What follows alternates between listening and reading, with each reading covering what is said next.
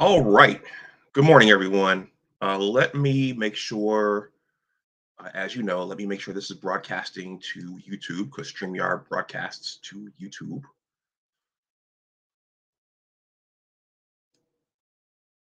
All right. It looks like we are live. There goes an ad. So we are live. All right. Let me click this ad away. Oh, I see I already have one like. Thank you to whoever liked this. I'm going to share this over on my original channel. Just bear with me for a moment because, well, I don't share everything I do over there, but someone over there might be a football fan and might want to watch some of this.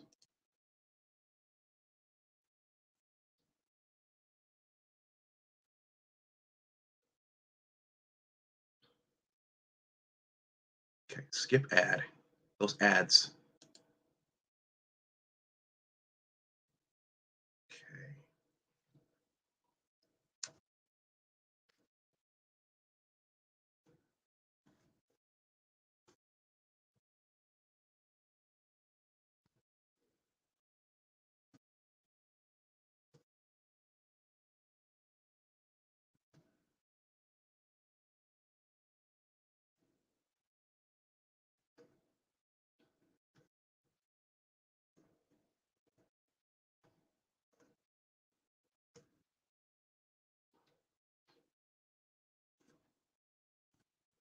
All right, that's been shared. So let me go over. Thank you to those two of you who are here right now. If you can, if you see fit, please shout yourselves out in the chat. I'm going to play Let's Go Blue, and then I'm going to jump right in.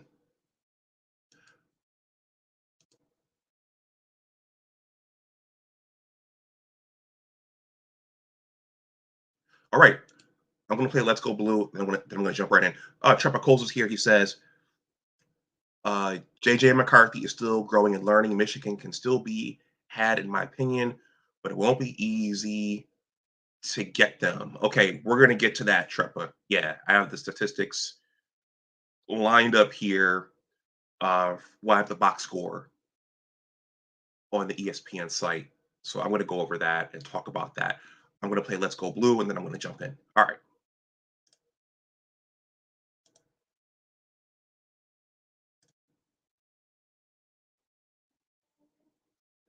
Let me turn the volume up a little bit here, and we'll start over.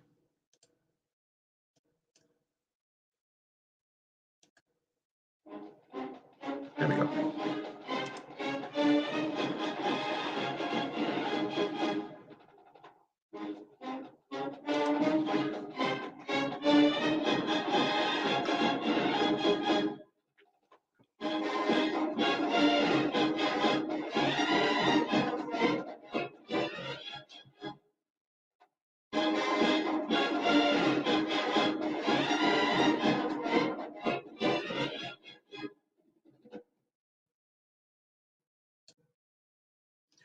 All right.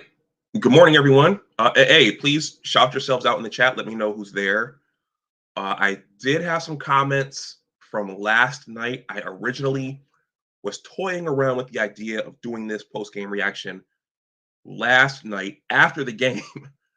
But let's just say that yesterday was a full and eventful day. And by the time Paul Bunyan was returned to Ann Arbor, I couldn't come and sit in front of a computer. I was just zapped and I was tired. All right.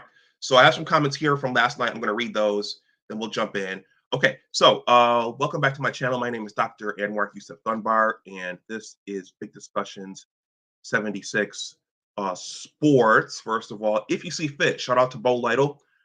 Please like this stream, please share it, and please subscribe to my channel. If you want to donate something to the channel, my Cash App and PayPal are below. They're actually right here.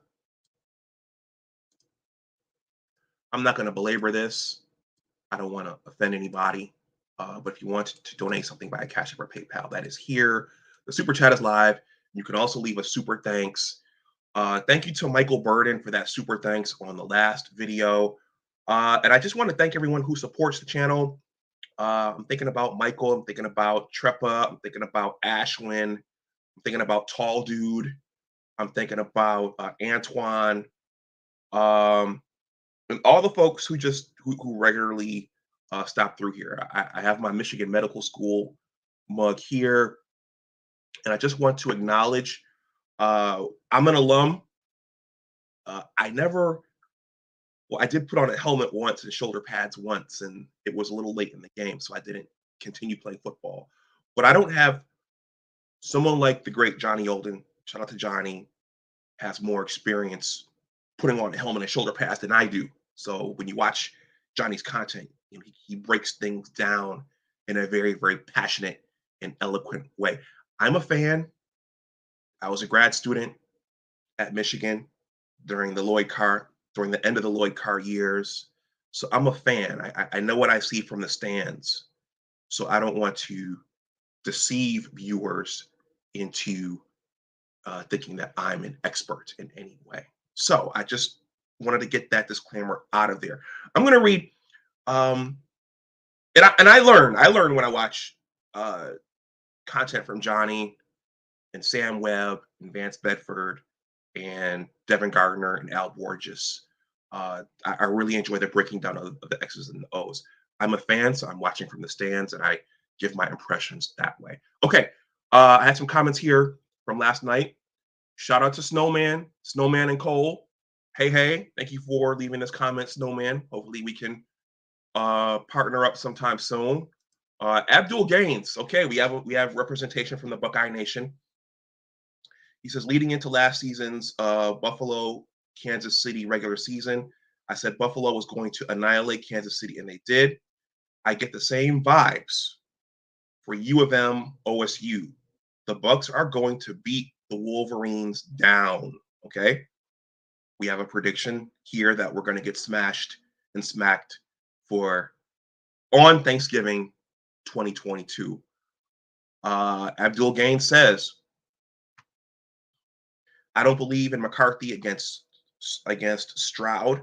No way, no how. Abdul, I plan to talk about that. Thank you for that. And he says the Bucks are going to go ham on the Wolverines. Okay, so Abdul is very, very bullish on what Ohio State is going to do to us down at the shoot. Now, also keep in mind, Abdul Gaines used to be a Michigan fan. He got frustrated with what was happening.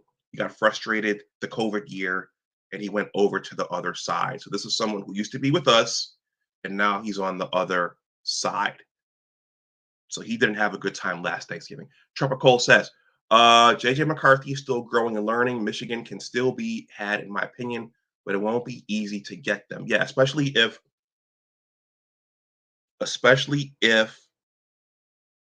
we can run the ball the way we run the ball down in Columbus. I think that will make it a game. I think that will be something Ohio State will have to stop in order to beat us. Because as they said last night, I don't know if it was the commentators of the Michigan game or one of the other games, that travels. Defense and running the ball, those travel. The passing game, not so much. But the offensive line play and the running game and the defense, those travel. Okay. Raheem Gaines, Abdul Gaines' brother, says, good morning, all. Thank you for being here. Everyone, please hit that like button if you haven't. Okay. So I'm going to pull up the box score. We're going to walk through some of the statistics, and I'll give my impressions of the game. I haven't written anything down. And then we'll talk about, it sounds like there was a dust up. There was a dust up on the field. I saw that. Some of the Michigan players were holding the Paul Bunyan trophy with the helmet on it. And then in the tunnel, something else happened. Something keeps happening with Michigan in the tunnel. So we'll talk about that before I wrap up. Okay, so once again, please hit that like button if you haven't. Okay, so the box score, and I'm going to drop the link. I know Raheem Gaines wanted to say something. He may he suggested he wanted to say something last night.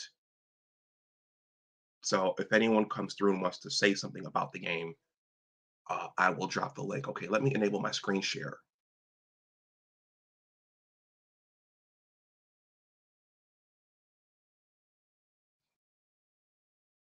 Okay.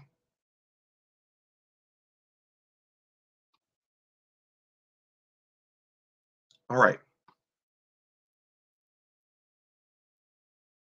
There we go. So final score. The final score was Michigan 29, Michigan State 7. So the prediction before this game was that Michigan would win by 3 touchdowns. Boom, they did. 29-7. So they covered that prediction. Let's take a look at what happened. I'm going to try to walk my way through this in a way that's coherent and understandable and digestible to you, the audience, and those watching on the playback. So let's take a look at the quarterbacks. So Peyton Thorne went 17 for 30 for 215 yards, and he threw 1 touchdown to Keon Coleman, and he threw the interception at the end. So we know that last season, Kenneth Walker got off in the second half up at East Lansing. My opinion of the game last year was the strip sack.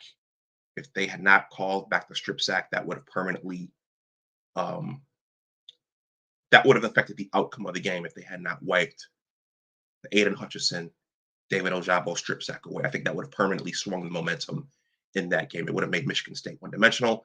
That's last year. Those are bygones. But much of the talk this year about Michigan State's offense is that they miss Kenneth Walker and they're very, very one-dimensional. And I think we saw that last night. I think that's why the prediction was what it was. And I think that's in part why the score was what it was, 29-7. Okay. So Peyton Thorne went 17 for 30 for 215. He went 17 for 30 for 215 yards, 1 touchdown and 1 interception. He had a quarterback rating of 74.5. JJ McCarthy went 15 for 25 for 167 yards and 1 touchdown, and he had a quarterback rating of 65.6. Okay, so Abdul Gaines said, let's visit that for a second. Last night, Abdul Gaines said, I don't believe in McCarthy against Stroud. No way, no how. And as I was looking at these statistics, again, if you're just coming in, please hit that like button. The likes are free. Super chat is live. You can leave a super thanks. Blah, blah, blah, blah, blah. JJ McCarthy, as I was looking at these statistics, as I'm looking at the yardage here, 15 for 25 for 167 yards and 1 touchdown. That, some of you guys might not like this, but that looks eerily similar to one of Cade's games last year. Now, Cade had a good game against Michigan State last year, but just with the prediction for how the offense was going to explode once JJ got under center, and for some of what we're seeing, this looks underwhelming and it looks similar to Cade's statistics from last year. 167 yards. Now, the flip side of that is that I think we know what the identity of the offense is. Okay, this is a Jim Harbaugh offense, and I think Jim Harbaugh and Sharon Moore and Matt Weiss, I think they're approaching this and saying, we're just going to run the ball. We're going to run the ball. We're going to try to beat our opponents up. We're going to punch them in the mouth, and we're going to force them to stop the running game. And it's not until an opponent stops the running game that we're going to really, really try to put the game on the shoulders of JJ. Let me close out my Facebook really quickly because right now, guys, our guys have chosen this time slot to send all these instant messages. Let me see. Give me 1 second here. People like to call, people like to message when you're doing a show.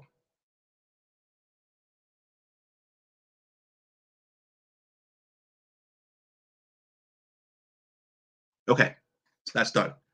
Guys, once again, please shout yourselves out in the chat. If you saw the game, if you watched the game, please let me know what you think there in the chat. Okay, so in short, our passing game is still largely unknown. Okay, and I think that with Michigan State's secondary, and let's talk about Michigan State's secondary, and even looking at the statistics, at looking at how much yardage they've given up in terms of passing yards, I think we're all thinking, okay, this is the game where we're going to see our offensive staff really try to throw the ball down the field. Um, but what we saw was more Blake Corum, more Donovan Edwards, more throwing to Luke Schoonmaker, a few throws to Ronnie Bell. I'm going to get to that, and a few throws to Cornelius Johnson. Now, the other thing is the offensive coaching staff, they may be saving all of those down the field throws for Ohio State. They may be saving all the tricks for later. But it seems like they are intent to run the ball and pound the ball on the ground until someone can stop it. Okay. But I think at Ohio State, JJ is going to have to, unless we can run the ball and dominate their defense like we did last year, unless that happens, JJ is going to have to put up more than 167 yards down at the shoot. Tripper Cole says, the Michigan media keeps saying the scoreboard didn't reflect Michigan's dominance. If there was any game to run up the score, this was it. Why couldn't Michigan do better than 29 points at home at night? Okay. Well, I'm going to show this, but the Fox broadcast, the one statistic they kept showing over and over and over again was the time of possession. So I think that might have been what they were referring to in terms of dominance. Michigan was holding the ball, Michigan was possessing the ball, and Michigan was controlling the ball on the ground. Okay, but let's continue going over the statistics here. Okay, so that was JJ, that was Peyton Thorne and JJ's outputs. Okay, so the pregame, my pregame analysis of the stats showed that Michigan State, again, they're missing Kenneth Walker. They don't have much on the ground. They didn't have much on the ground last night. We saw that. They were led by Elijah Collins with 7 carries and 22 yards. Okay. Blake Corum carried the ball 33 times for 177 yards and 1 touchdown. His longest run was 17 yards. I think Blake is the MVP of our team this season. I mean, he's showing that. And there were runs where there were Hassan Haskins like runs last night, where he hit the pile and the pile kept moving and he kept moving the pile, whether it was by himself or with the help of our offensive line. He kept moving the pile with his legs. So he's clearly the MVP of our team this season. Okay. Donovan carried the ball 10 times for 42 yards. JJ got some runs in there as well, though it looked like that Michigan State was prepared for him. In terms of receiving, if you watched Vance Bedford's and Sam Webb's pregame breakdown, you would have known that the strength of Michigan State's offense was their skill position players. They tried to exploit the Keon Coleman matchups early on, and he did have a good game with 5 receptions for 155 yards and 1 touchdown. But they didn't get much else besides that. Going over to our wide receiver core and skill position players, Luke Schoonmaker led our receivers with 5 receptions for 70 yards. And then Ronnie Bell caught 4 balls for 53 yards. Donovan Edwards caught 3 balls for 38 yards. Cornelius Johnson caught 1 ball for 7 yards. Cornelius Johnson had that fumble early, which I thought might come back and bite us later on. But our team, again, the running game was going so well that the tepid production from our passing game, it was a moot point.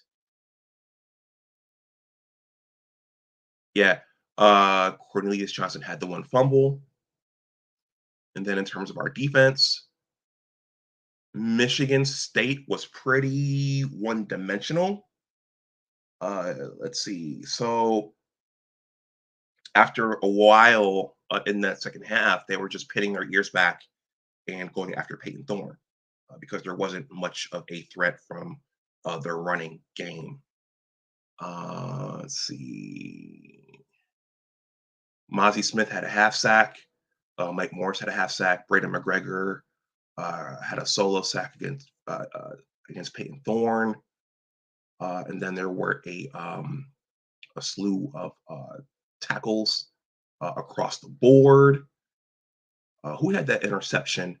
Yeah, Rod Moore. Rod Moore had the 1 interception late in the game, and he returned it 34 yards. Let's see. Jake Moody was perfect. He was 5 for 5 in terms of field goals and extra points. And I'm going to go to the penalties and the time of possession. Michigan State, I think they really hurt themselves last night also with the penalties. They racked up a lot of penalties last night. And the refs, hey, shout out to the Big Ten officiating crew. They got one right. They initially, early in the first half, when I thought this might sway the game and get Michigan State going, on that 4th down, they gave the Michigan State running back the first down. But fortunately, and the official gave them a generous spot. But fortunately, the review team, they looked at it and they said, no, you have to take a second look at this. And they made the right call that the running back was short. Okay. So Trepa, I think this is the dominance here that the media was talking about. First downs. Michigan had 27 first downs. Michigan State only had 11. In terms of third down efficiency, Michigan was 9 for 16. Michigan State was 2 for 11. In terms of total yards, Michigan generated 443 total yards. Michigan State generated only 252.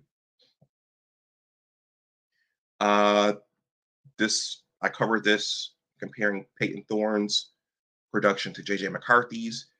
JJ McCarthy generated 167 passing yards. Peyton Thorne generated 215. But the difference was the running game. Okay. So Michigan generated 276 yards on the ground. Michigan State only generated 37. Okay. Michigan had 4 penalties for 25 yards. Michigan State had 7 for 75.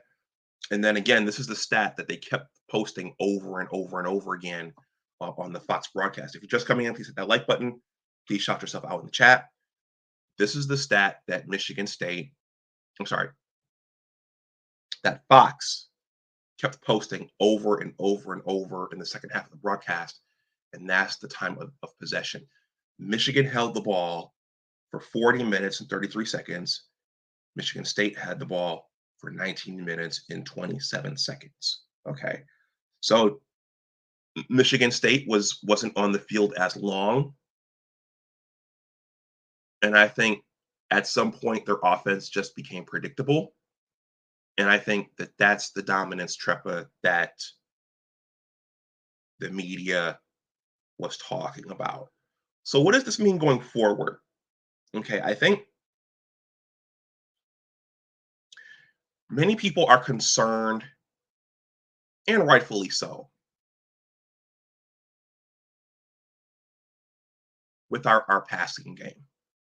Okay, can the Wolverines go down to Columbus and beat Ohio State with JJ McCarthy going 15 for 25 and throwing for 167 yards and only taking a few shots down the field. They did try the flea flicker early in the game. I think it was early in the first half. Our offense ran the flea flicker. JJ looked down the field. The good thing is he didn't force it. He checked it down, and I think he hit Ronnie Bell on a rollout. So that was good. But so they did try at least one. I think folks wanted to see more. But can the Wolverines go down to Columbus and win the game this way? And then, I mean, I'm sure we can beat whoever the West opponent is in the Big Ten championship game, assuming we go back. I'm sure we could beat them this way. But can you go into the playoff and beat Georgia or Tennessee this way? I'm speaking in the hypothetical here. But first things first, can you beat Ohio State this way?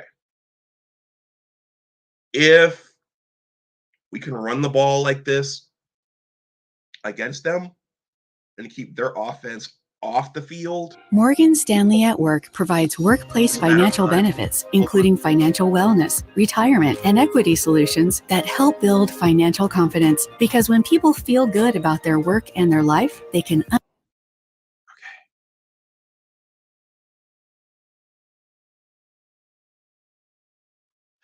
The problem with this ESPN site, and I'm going to close this out shortly, is that these pop-up ads, they have these pop-up ads, but they have to advertise. So I'm not mad at ESPN. Okay, so can Michigan win this way down in Columbus? Okay. If we can win the time of possession and not turn the ball over and keep the Buckeye offense off the field like this, yes, the Wolverines can do that. But what if Jim Knowles' defense figures out a way to stuff our running game and puts the game on the shoulders of JJ? Then it becomes a really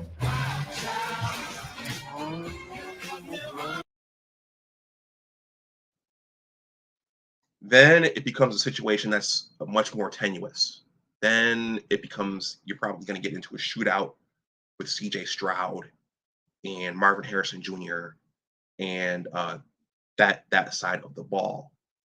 But if Michigan can control the clock and keep their offense off the field and make Ohio State press, then yeah, then they can do that. But I think all of us want more balance. I think we want to see the ball flying through the air. I think we want to see long touchdown passes to Roman Wilson and Ronnie Bell and Cornelius Johnson. But this is a Jim Harbaugh offense. This is what we did last year. This is what they want to do. This is what Jim is comfortable doing. They want to pound the rock. They want to blow the other team off the line of scrimmage, and they want to control the clock. So this is our team. This is our identity. This is who we are. So the question is, can anyone stop it? Can anyone in the Big Ten stop it? I mean, we know that the SEC has athletes, so they could probably stop it and make us play the other phase of the offense. But in the Big Ten, Ohio State, can you stop this running game? There's the question. Okay, so let me, and you guys let me know what you think there in the chat. And if you're watching on the playback, let me know as well. Ohio State, Jim Knowles, can you stop this running game? Can you stop this offensive line? Can you stop Blake Corum? Can you stop Donovan Edwards? Abdul Gaines, can you guys stop the running game?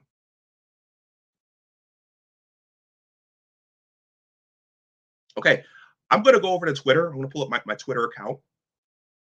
And because I saw something interesting last night, Sam Webb was tweeting, and then I'll talk about the dust up in the tunnel afterwards, and then I'll wrap this up unless someone wants to come up and give their comments on the game. So let's go over to Twitter.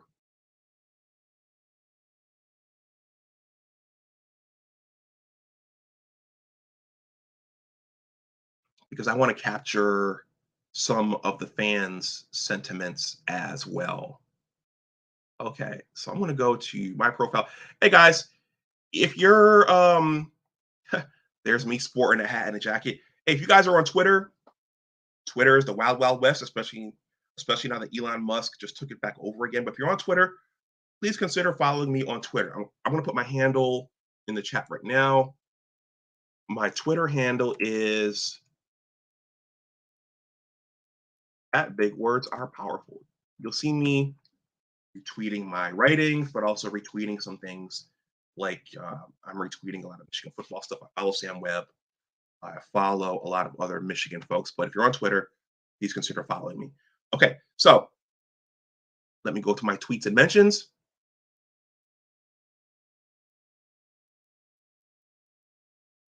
There's footage of Michigan State, that whole thing. We're going to get to that. But let's take a look at Sam Webb's tweet. So Sam Webb was tweeting during the game. And he says this must have been during the first half. Sam Webb said, great move. Sorry, great to have Money Moody, but field goals give Sparty life. We got to get the wide receivers more involved. So that's the concern right there. Okay. If you're just going into the red zone and getting field goals, if CJ Stroud and Marvin Harrison Jr. and Jackson Smith and Jigba, if they get rolling, are you going to get blown out? Okay, Michigan State didn't have enough on offense. So last night it was no. But this is a lot of people's concern. So if you look at these tweets, Daniel says, I'm just going to read a few of these. He says, y'all been saying this since Harbaugh got hired. Fall Weather Hoodie says, red zone offense is atrocious. Such terrible play calling. Run pass options with no passing option. No jet sweeps with Henning or Wilson. No crossing routes. Terrible. Gary Moore says, why would any receiver come here? We refuse to throw downfield or in the end zone. Just ridiculous. Sean says, why can't Michigan seem to scheme receivers open? Routes seem too static, hitting a stationary target. I'm going to read a few more. Cindy says, what is our problem scoring TDs in the red zone? We seem to sputter there. Yep. So can you win that way against Ohio State down in the shoe?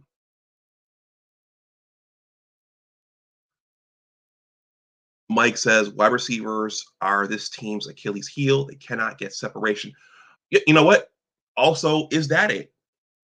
Are Roman Wilson and Ronnie Bell and Cornelius and Andrew Anthony when he gets in, are they not getting that separation? So is it JJ? Is it the play calling, or are the wide receivers just not getting that separation? Which one is it? Okay. Michigan Sports says, gotta quit with the cute plays in the red zone. Craig says, we're glad we're running well, but need to open things up, start passing more. State is one play away from having the lead. I've seen this script too many times before. Too close for comfort right now. Okay. Michigan football says Bellamy, rookie coach, and it's showing this year. Wide receivers can't separate, and they fumble. That's what he's referring to Cornelius Johnson's fumble early on in the game. Okay. Anti-culture norm says, are they just not getting open? Like, what's the deal? Greg says, red zone offense equals Achilles heel, more TDs, and we could be special. PD Max says, this is becoming a regularity they need to fix before the OSU game. Can't keep leaning on an outstanding defense, especially when Coleman can literally push our DBs around without any calls. Okay. Let's see. Turnovers and field goals. That was by Chet. Jose Baralt says, I thought their secondary was trash. Uh, B. Hatman says JJ is missing the mark. Wide receivers are in invisible. I don't know what that means.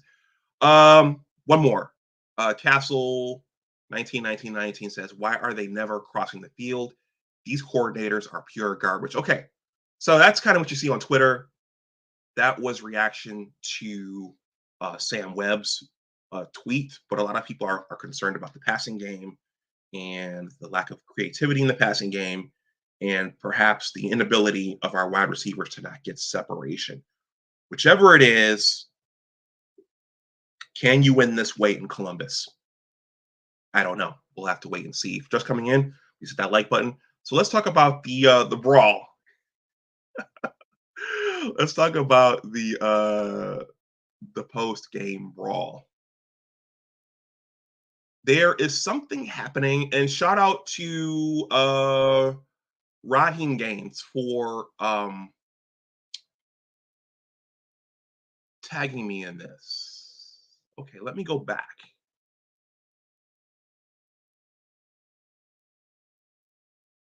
Yeah. So fair use, fair use. There was a scuffle on the field as the game was winding down. Uh, you see Jim. You can see Jim run in there. Jim was literally going in there trying to separate his players out. I guess so none of them would get hurt or suspended.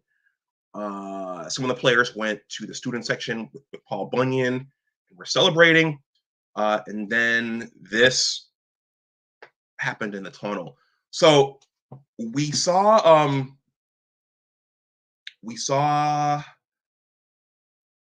something happen in the tunnel at Penn State, right? And we know that last year during the Ohio State game, the Michigan football players were feeling a little bit aggressive. So there was a dust up in the tunnel with Ohio State last year. So there seems to be something happening in the tunnel with our team and our opponents. Once again, YouTube, fair use, fair use. This is on Twitter.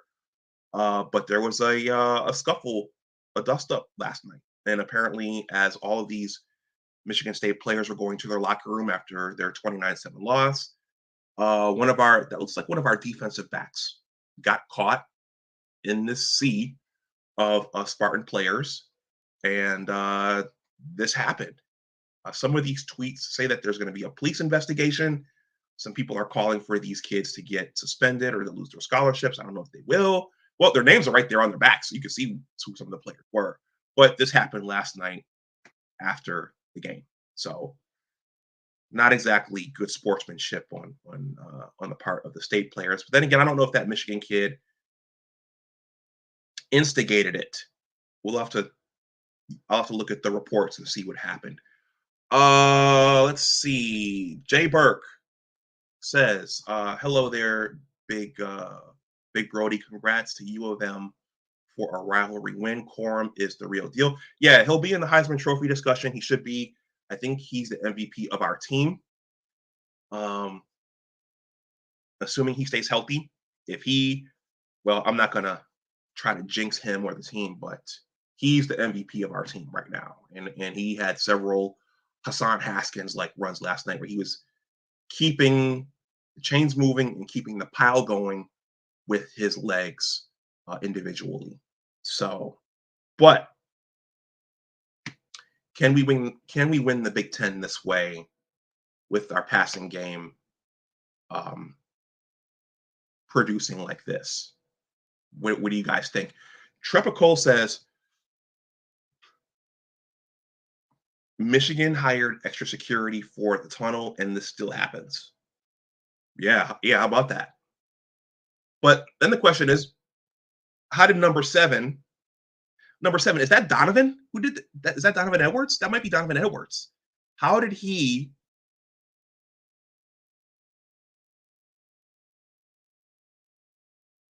Hold on. Yeah, I'm looking at the dreadlocks. Yeah, that's number seven. That's Donovan. That's Donovan Edwards who got surrounded and beat up like that. How did he find himself in that sea of Spartan players? Did he wander in there? Was he there instigating? I don't know. Kenneth Joy says I saw old guys in the tunnel. LOL. Okay, yeah. I don't know why Donovan was in there like that. Um. So guys, those are my thoughts on last night's game. I'm gonna go over some of the scores from the rest of the Big Ten yesterday. Ohio State, they were down out in Happy Valley, but they came back and won. But I'm going to take a look at the rest of the scores from yesterday. Trevor Cole says McBurrows or Angelo Anthony might be the player in the video. No, that's number 7. That's Donovan. That's Donovan Edwards. Okay, I'm going to bring this down. I don't know if YouTube is going to copyright. This is off Twitter. This is not a video. I think this is public domain. Please hit that like button if you're just coming in. See, that's. Should I blow this up? Should I risk a copyright? I'll blow it up for you guys.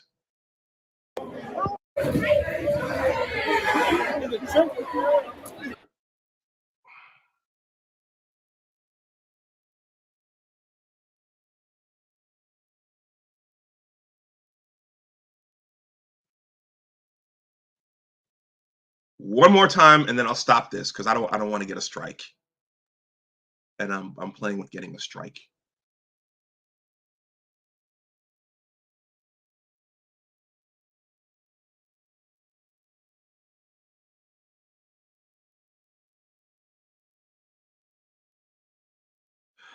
Actually, that looked like number 1. Like it might have been Angelo Anthony. Either way, I don't know how the kid got there. But one of the lessons is after you beat Michigan State handily, don't mix with their players in the tunnel after the game. Go to the student section, celebrate with Mike Morris and the Paul Bunyan Trophy. Celebrate with your teammates. Don't find yourself in a sea of Michigan State players. Okay, so let's take a quick look around the Big Ten, and then I will wrap this up. Okay.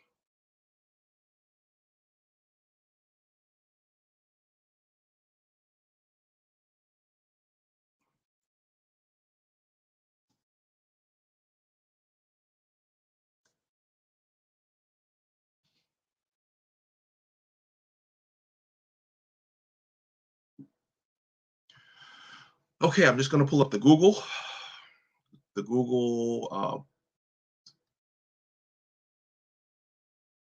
report here. If you're just coming in, please hit that like button. Raheem Gaines mentioned last night an interest in coming up. If Raheem Gaines, if you're still out there, or if any of you in the audience wants to come up and say something, I'm going to drop the link right now, and you're welcome to come up and say something yourself. If not, I'm going to go over these scores, and then I'm going to wrap up. There's the link right there. So, Michigan won 29-7 over Michigan State.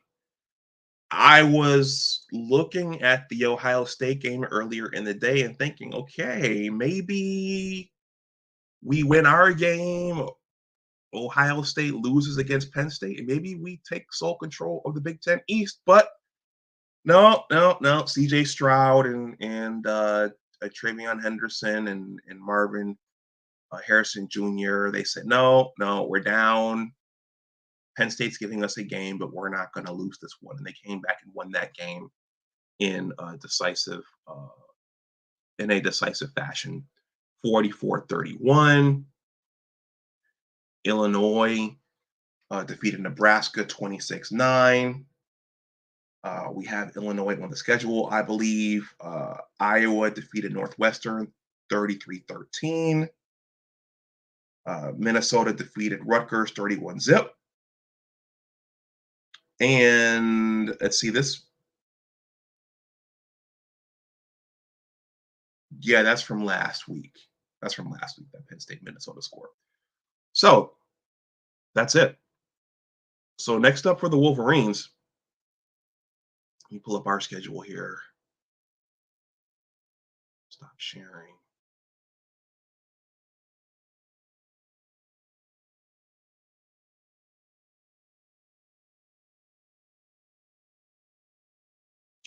yeah, so next up for our team is Rutgers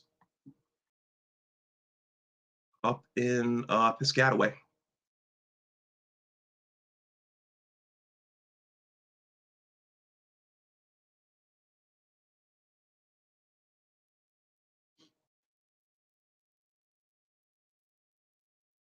Next up for Michigan is Rutgers. That's a night game next week. Michigan should win that handily. The week after that, the Wolverines host Nebraska. The time is to be determined. And then the week after that, the Wolverines host Illinois. The time is to be determined. And then the week after that, Thanksgiving weekend, the game everyone has been waiting for the last year. Shout out to Abdul Gaines, is down in the shoe against Ohio State at noon on November 26th. So, all right, everyone, that's all I've got. I want to thank everyone who watched this stream live. Okay. And I once again want to thank everyone who has supported the channel up to this point. I shouted some names out at the beginning of the stream, but I want to thank everyone who has supported the channel. Being a YouTube content creator is not easy. There's work involved. It may look like all fun and games, but it definitely helps. And it's good to have those diehards who come back over and over and over again. Do you guys have any more comments about last night's game, the season, or uh, the next 4 games? Before I shut this down, do you guys have anything else that you want to say? I want this to be interactive and not just me talking at the screen. You guys have any more comments?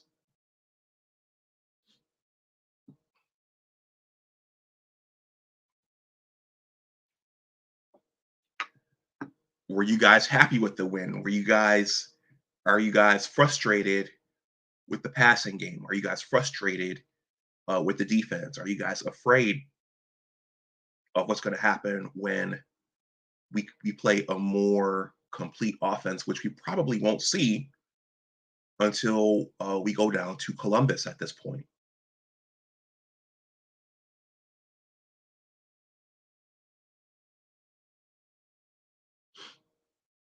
Okay. Well, if there's nothing else, I'm going to wrap up. The Buffalo Bills play tonight. I believe we host the Green Bay Packers. So I am going to try to do a post game reaction to that game and try to take advantage of the season that the Bills are having. I think the Bills are going to go to the Super Bowl. Let's see. But later on tonight, I'm going to try to do a Buffalo Bills versus the Green Bay Packers reaction video. It probably won't be long because I have a talk to give tomorrow, and it's going to be an early morning for me. But I'm going to try to squeeze that in. If you're just coming in, please hit that like button. And I'm in the process of winding this down. But if you guys have any more comments about last night's game, which it doesn't look like you do,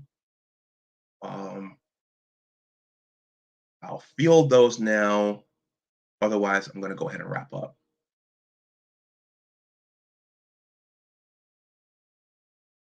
Going once. Okay, Kenneth George says, Kenneth, thank you for this comment. All engagement is good here. He says, this season went too quick for me. Yeah, it seems like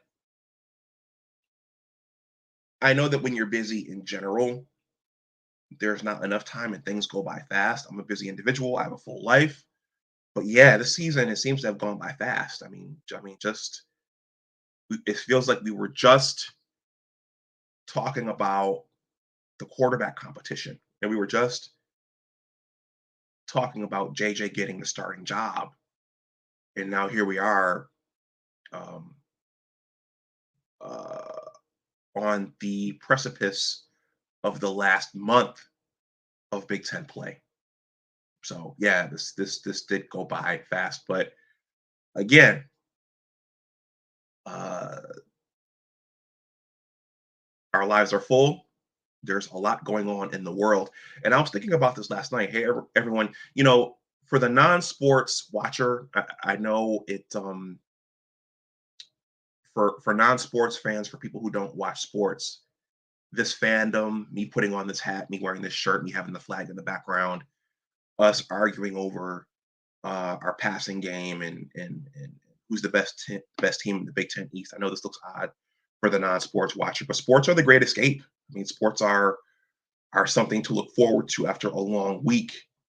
And there are some serious things going on in the world, but this, if kept in perspective, this has lots of value. And for some of us, it's something to look forward to, and it's something to take us away from the everyday happenings from Sunday through Friday. And then for those of you who are NFL fans, from Monday to Saturday. But sports are the great escape for some of us. So, all right, I'm going to wrap this up. Like I said, I'm giving a science talk tomorrow, and I have to go over those slides and my script. Speaking of which, guys, I have a science channel. I know I've told you guys that I was a student. I was a student in the Department of Pharmacology. I'll just do a quick shameless plug here. If you're into science, if you care about those topics, science, technology, engineering, and mathematics, my science channel is called Big Question 76 Technology.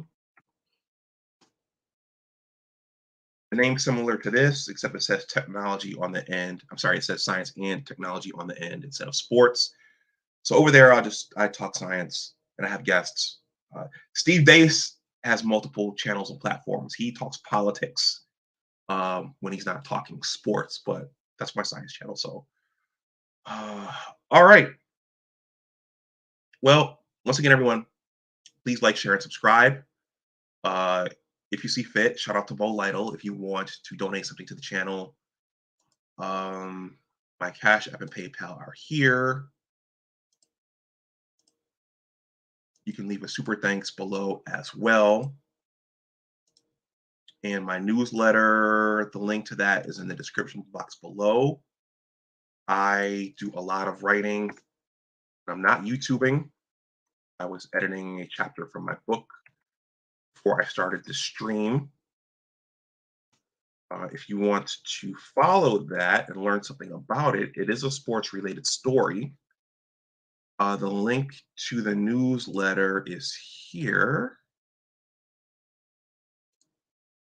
I'm always looking for more names. And the link to my book project is here. It's a basketball story, kind of like Hoop Dreams. But that is here as well. I'll just show it really, really quickly, then I'm going to hop off because I have some other things to do.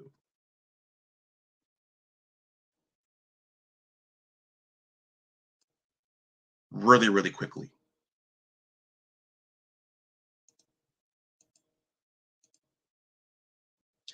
My book project is The Engineers of Western New York Basketball Story. I realize a lot of people don't read these days. I may be among the few who still do, but that's it. The link is down there if you want to take a look. That's down there. And the link is right there in the chat. All right. So everyone, I'm going to sign off. So everyone, enjoy the rest of your Sunday.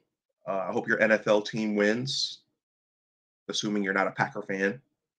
And enjoy your week. I'll make something leading up to the Rutgers game. And yeah, so thank you for watching. Go Blue. And as always, remember that your attitude determines your altitude. Take care, and I'll talk to you the next time. And everyone, enjoy Paul Bunyan being back. Enjoy Paul Bunyan being back in Ann Arbor for the next year. So, I'll talk to you the next time. Bye-bye.